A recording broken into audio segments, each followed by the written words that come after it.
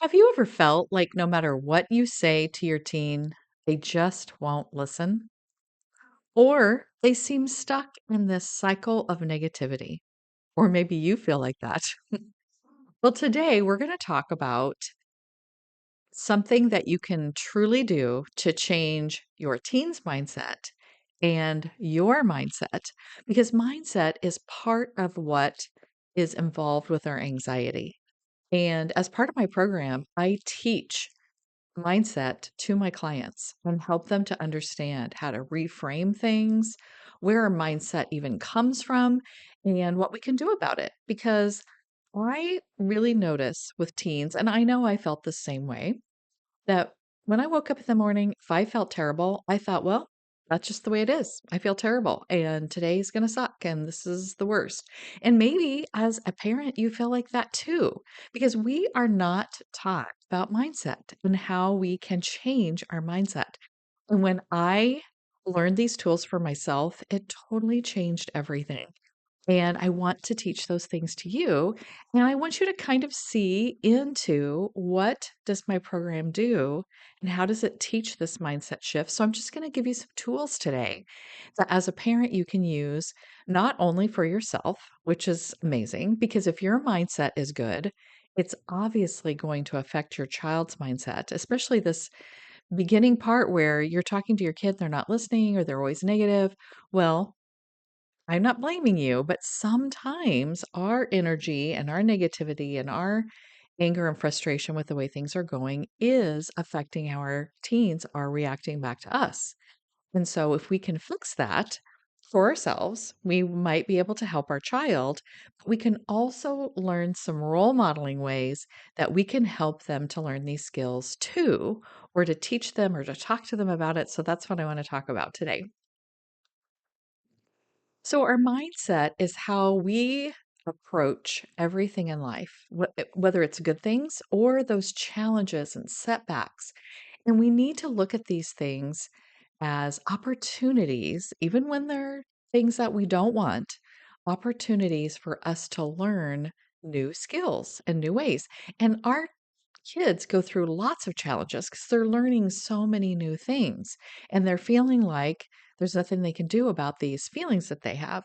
And so you can be teaching them and telling them that these are more like opportunities to learn new things. And our teens, this is a great time for us to start teaching this and role modeling it because, well, even before teens, but if you're just starting now and you have a teen, this is still a good time because they're still learning how to see the world and they're still forming their mindset, like how their mindset's going to go. And so you can have a huge impact on that being more positive and better. So most of you, I'm sure, have probably heard of fixed mindset versus growth mindset. And I've done other podcasts about that. So you can kind of look through my catalog of episodes if you want to have a little more information about that. A fixed mindset thinks that something is bad and there's nothing you can do about it. So I'm just bad at math. Maybe your teen says that. And sometimes I still say that, but I know when I say it that it's not true. Or I'll never be good at sports, or I'll never understand how to do technology, or whatever it is. When you say, I'm just bad at it, it just means, well, I guess there's nothing I can do about it.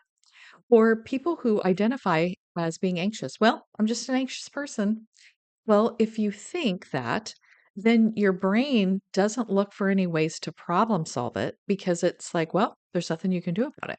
And if you say, I'm just bad at math, your brain doesn't look for any new ways to try to help you with that because it's telling your brain that there's nothing you can do. Or, I'll never be good at technology. I hear that so much from people my age and I know a lot of stuff about technology. I always tease people my age that, or I tell young people even that I'm practically a genius in technology in people in my age group. And it's just because I don't think that I can't learn it or that I don't know how to do it. I just allow the frustration and figure it out and just try new things. I always learn new stuff. And there's like a million videos you can watch about how to do anything. So you can just go watch video about it or look at a check sheet about the things that you could check off and try to do. But a growth mindset says, that you can get better. So if you are thinking, well, I can't ever learn technology, you could change that to a growth mindset would say, I can learn technology. I can do it one step at a time. I can just watch one video at a time.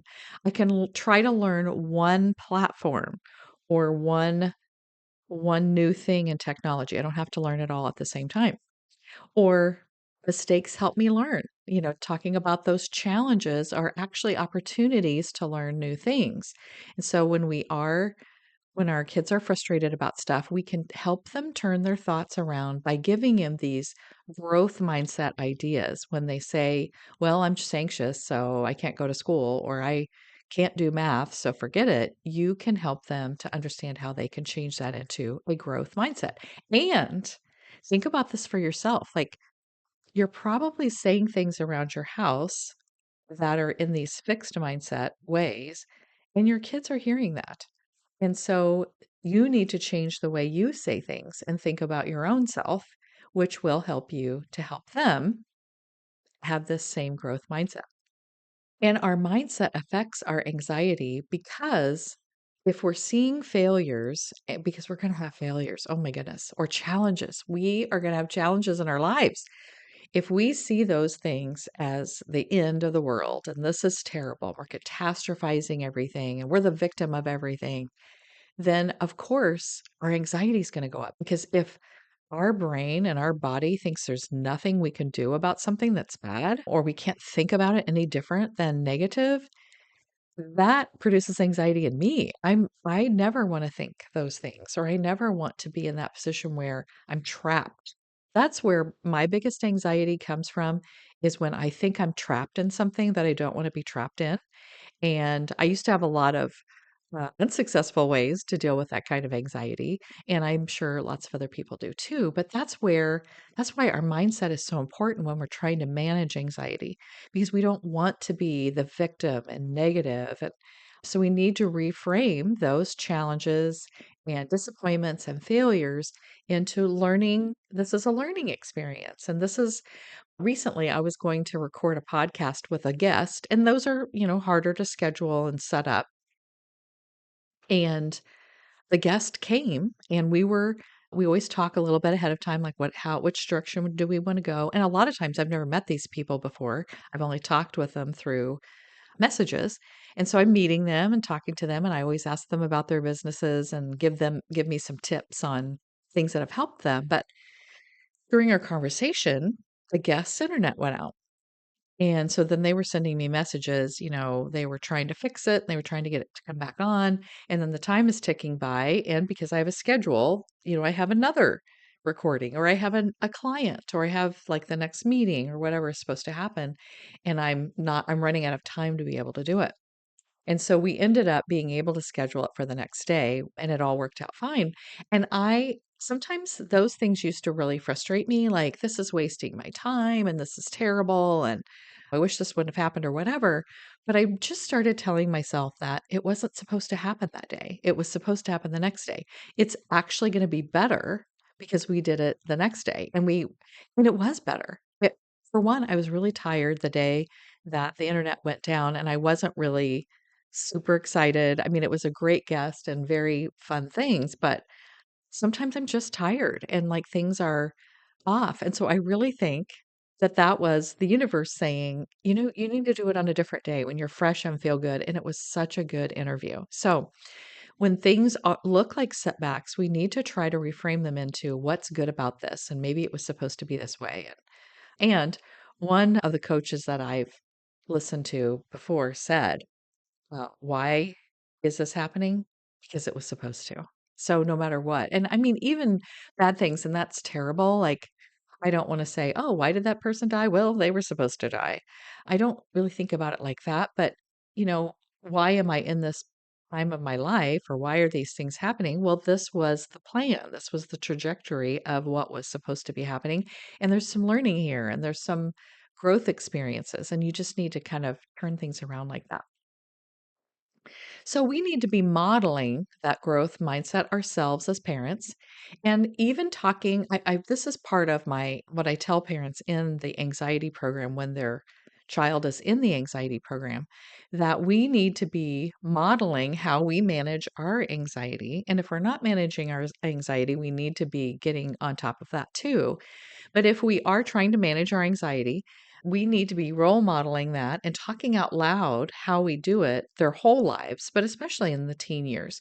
So when you're sitting down to supper or you're, watching a TV show in the evening or whatever, you could say to your teen, I have this presentation tomorrow and I am so nervous about it and I want to make it really good. And I've been doing some practices and, just whatever it is that you've been doing to help yourself manage, but also being prepared. Because a lot of times we're anxious about things because we haven't prepared very well for them, like testing or do, our kids have to do presentations at school and sometimes we're really nervous about them because we really haven't prepared for them. And so talking it out about how you prepared for something and how you're nervous, but you're going to go anyway, or how it feels in your body, but here's what you've been doing to manage it. And, I've been doing some mindfulness or I've been doing some journaling or, whatever it is that you've been doing. And you're not telling them that that's what they should do too. You're just talking about your lived experience, which they're going to hear that and maybe the next time they're anxious or have a presentation, they'll think, "Well, my mom said that she did this or she was really preparing for it or whatever. I think I need to do that too." Or you could even talk about things that you used to struggle with that you don't struggle with anymore because you learned them. Or even using experiences in their life, like showing them, you used to not be able to ride a bike, but then you were amazing.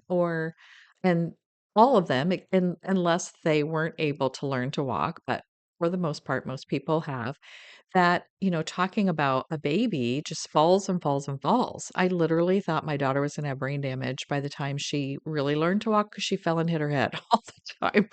That didn't stop her from, getting up and trying to walk again. And all of those falls and all those times they have to, push themselves back up again, that's strengthening their muscles and making them get stronger so they can balance and they can walk. And so all those things you could, explain to them how those things that they're falling around on are actually helping them get stronger to do the thing that they're wanting to do, whatever that is. Or you can ask them some questions when they're talking to you. One of the best things you can say to anyone, and I say this to my clients when they are talking about something and they kind of stop on an area, just saying, "Tell me more," because it makes them dig a little bit deeper into it. Or if they have some limiting belief or fixed mindset sentence that they say, like, "Well, I'm just bad at math," or "I'm just anxious," is that really true? And just asking them that. Or what's another way you could see this? And it's not, it's just helping them to think about things differently. And of course, you can't ask them these questions when they're super upset. If someone is dysregulated, whether the parent is dysregulated or the kid is dysregulated, this is not a time for any kind of processing or talking about anything because their brain is shut off, your brain is shut off. When you're having those casual times, you're driving somewhere, you're sitting, watching a show, having a meal, these are the times where you can talk and ask these kinds of questions when people are just ready to handle that. And helping them to use the word yet. So just putting the word yet, the end of a sentence, like I don't know how to do math yet. I don't know how to drive yet. I I'm not sure if I can do this presentation yet, because that again gives your brain this idea that there is a different alternative. There is something else that I can problem solve here. There's something else that I can try or think or do. And that's what we want them to know, that there is an opening. There is light at the end of the tunnel that they can look towards and do, and they can just keep practicing or doing things. Another thing to do at the end of the day, and I'm trying to think about this, in busy families, like what you just find a time, like when if you go to each person's room at night to say goodnight, "I love you," um, ask, "What went well today? What's one thing you can tell me that really went well?" That's kinda like that gratitude. Sometimes when we talk about gratitude journaling, and I love it, and I think writing things down is really important, but If you can't get your kids to write down in a gratitude journal or whatever, just ask them out loud, what went well today? How, and or if they tell you about something that, maybe was a challenge, say, what was good about it? What part of that are you proud of? Because there's usually a part you can pick out to say, well, I'm really glad I did it this way, but the outcome still wasn't very good.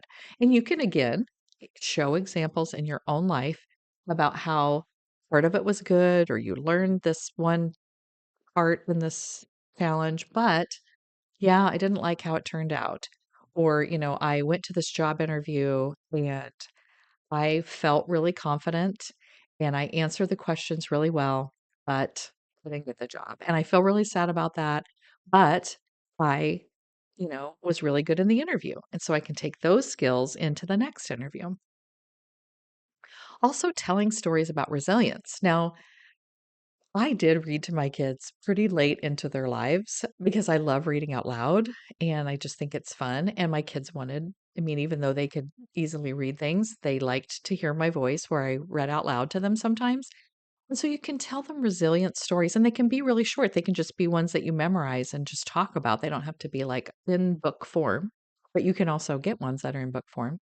And there's one I asked ChatGPT to tell me some resilient stories, like some short ones. And one of them that they came up was the broken compass. Imagine a young adventurer who sets out on a journey with a compass that breaks halfway through. At first, they're frustrated and they feel lost. Then they soon realize that they can navigate by observing the stars, listening to the wind, learning from the terrain. And of course, you can, in the daytime, you can watch the sun where it's at, and that can help you navigate things. So the lesson is sometimes losing what you rely on forces you to discover new strengths and skills that you didn't know you had. And you could ask them, was there ever a time in your life where you were going to use one way of doing something and then that didn't work, but you still learned that anyway? And what parts of you did you learn? And then tell a story about yourself. This wasn't me, like, looking for new skills, but recently I had to go to a conference, and I knew how to kind of get there, but I didn't know the exact specific steps to get to this hotel, and there was a road closed that was super important in the direction that I was going, and so I had to reroute a really long ways on roads I've never been on in my life. Now, the good part was, it was a beautiful drive. And I saw things I never saw, and that is my reframing of it. And it didn't make the time too much later. And I always leave so much earlier than I'm supposed to that like I don't get late because of these kinds of things. That could have been a stressor. That's why I always leave so early because I don't like these kind of stress. But it was a beautiful drive. But I did have to drive like 2 miles on gravel, which I hate. And I was really sad that that part happened. But I did still navigate it. I still got to the hotel easily.